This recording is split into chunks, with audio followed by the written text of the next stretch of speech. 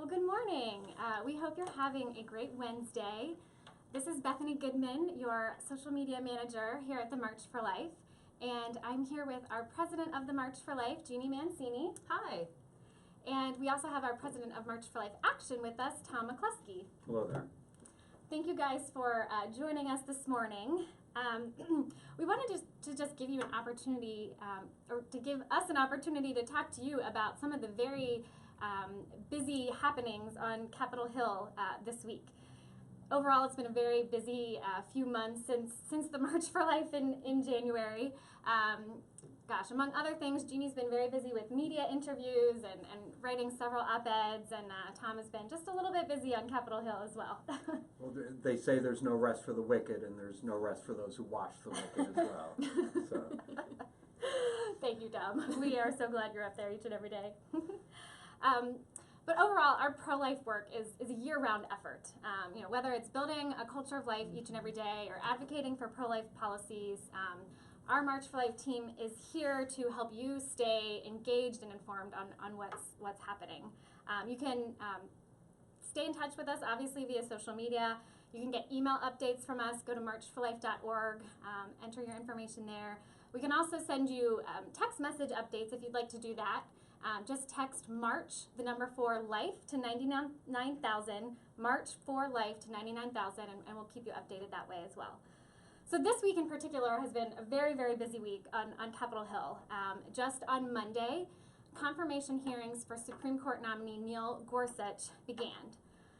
Jeannie, you had an op-ed published in Time Magazine, which is great, just on Monday, a little bit about the nominee. So could you tell us a little bit about Judge Gorsuch, his background, and why the March for Life is supporting his nomination? Yeah, absolutely. I'd love to. So, of course, we all remember that there were some very bad decisions that were made by the Supreme Court related to life back in late June, and for many pro-lifers, the Supreme Court is what motivated our votes in November, and the Supreme Court is really what most Americans said motivated them when they voted in November. And so this moment that we've begun these confirmation hearings of Neil Gorsuch it's a historical and a very positive moment for people like me, for people like us at the March for Life, who really want to see a culture of life restored in the United States of America.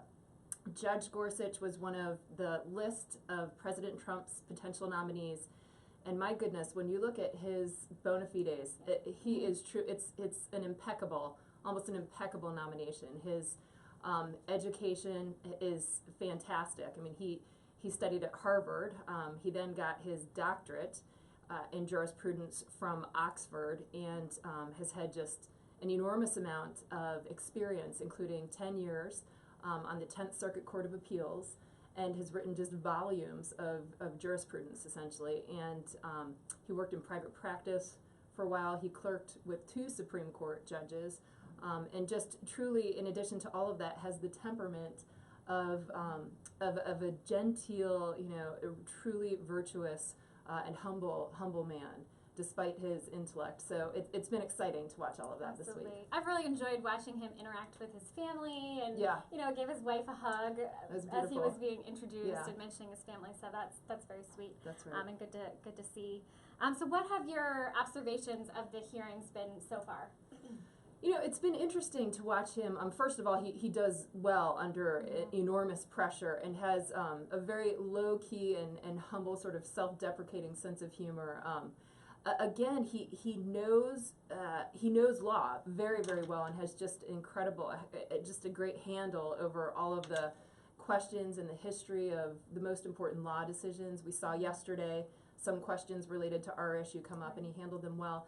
What I think I've potentially been most impressed with, or at least one of the things I've been most impressed with, is his dedication to the separation of powers, which at this moment in time is so critical for our country, that we've got the executive branch, the judicial branch, and the legislative branch. And we need all 3 in the United States of America, but we've seen some conflation between them. And he absolutely sees his role as a potential justice of the Supreme Court as just that, as a judge, not as a person who's going to legislate And he also sees the importance of no influence from the executive branch on the judiciary. And so I've been really, edified and encouraged by hearing all of that. Absolutely. Well, great observations. And if you're just joining us now, this is Bethany Goodman with the March for Life, and our president of the March for Life, Jeannie Mancini, is giving us a little bit of an update on the confirmation hearings that are happening on Capitol Hill this week for Judge Neil Gorsuch, who's been nominated to the Supreme Court. The opening statements were on Monday, and then questioning started yesterday, continues today. So overall, can you give us a little bit of a timeline for what the process is? Yeah, the hope and what we've heard from Senator Grassley is that the questioning will finish up this week, that there will be potentially a vote from the Judiciary Committee next week, and that in the first week of April, we hope that it goes to the full Senate floor for a vote. So that's our hope. We'll see. Things can always come up, and we'll see how that goes. Great. So about a month before Easter. So it is happening quickly. So you can continue to stay in touch with the March for Life, so we can keep you updated on what's happening with this process. We're also encouraging every pro-life American to contact your senators and to urge them to vote in favor of this nomination. You can do that by going to marchforlife.action.org and send a message that way. If you text us, again, March, the number 4, Life, to 99000, that's March for Life to 99,000, we'll send you a link so that you can send that message. It's very important for all of us to raise our voices about this. Absolutely. Yeah. So thanks, Jeannie. So we are now going to shift to the other side of Capitol Hill, to the House of Representatives. And Tom McCluskey, our president of March for Life Action, is going to give us an update with what's happening there. Again, if you haven't heard, legislation to replace the Affordable Care Act, or Obamacare as it's commonly known, is being debated in the House of Representatives, has been for the past few weeks. So, Tom, I have 2 questions for you. Maybe just give a little bit of background on why Obamacare was and is a problem for the pro-life cause, for the pro-life issue. And then I guess what's the most important issue that you have been working to communicate to lawmakers about healthcare legislation? Well, back in 2009, when Obamacare was first being debated, the House passed version, while it might have been a fiscal monstrosity, it was pro-life. Then it went over to the Senate, and the Senate process changed it completely, where what came back, it wasn't pro-life. And what you found, you had a number of Democrats some who had very good pro-life records, all of them who proclaimed themselves to be pro-life Democrats.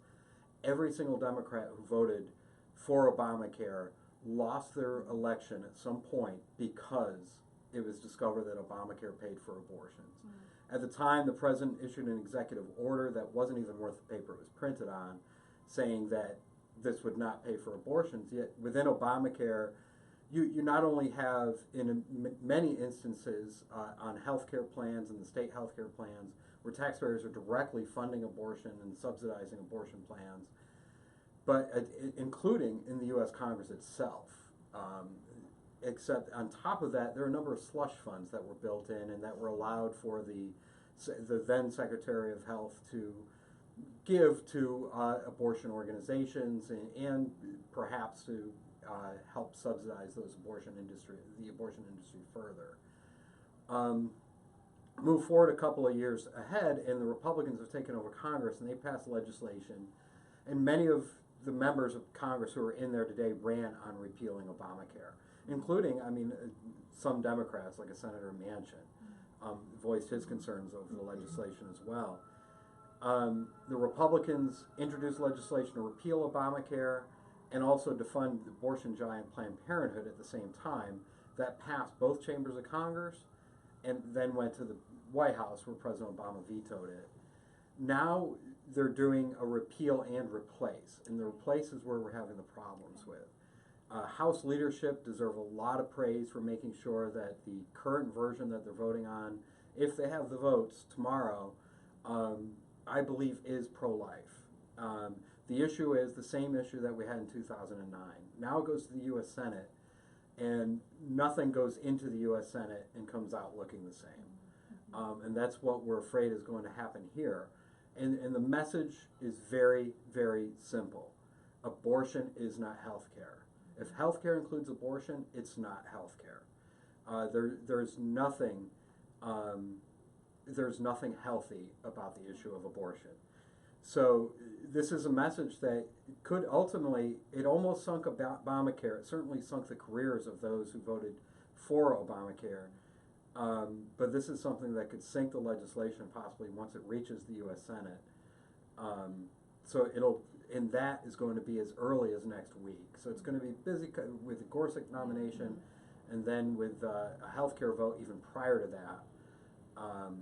It'll be very interesting to see what happens. One additional thing about the healthcare bill that is very positive is that it eliminates Planned Parenthood as being, it eliminates large abortion providers as being eligible for Medicaid reimbursements, which is very important to point out. So in other words, Planned Parenthood, who is our nation's largest abortion provider, doing over 320,000 abortions every single year.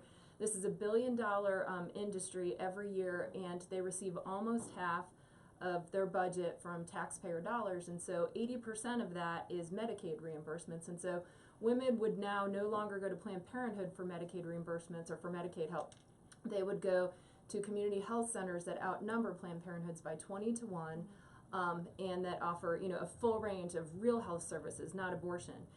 And so that's great, and that's where it gets so confusing, because it's really wonderful to be in that place, and we're really excited about that, to finally be there. But at the same time, to juxtapose it against what Tom just explained, it puts the pro-life movement in a very perilous position in terms of this bill and what we think about it. So, of course, the Trump administration ran on a strong pro-life platform, and it would be just horrific if what happened is that abortion ended up being expanded under the Replace Healthcare law. So it's a very, it's a difficult time trying to understand some of this information.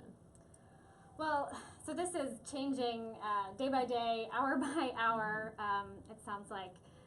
So we just want to encourage you to stay in touch with the March for Life. Follow us on social media. We'll keep you updated, get different articles about this. Jeannie actually also had an op-ed earlier this week with Tony Perkins from the Family Research Council on this issue. You can see that at our website, marchforlife.org. Like I said, sign up for our email updates, our text message alerts, so we can just keep you updated.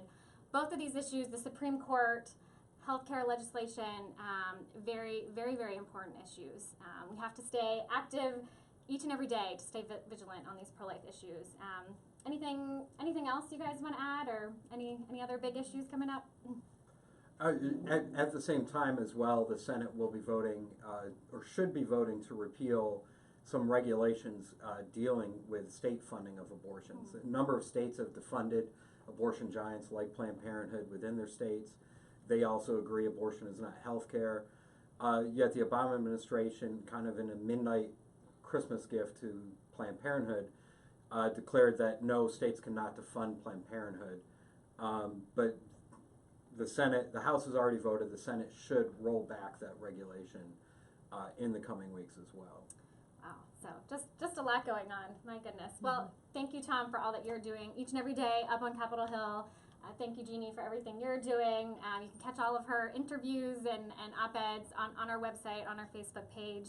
And we hope you found this helpful. We'll try to do this frequently. Leave us a comment. Leave us a question. If you have a question, we'll get to those afterwards. But we appreciate you joining us, and we hope you have a great day.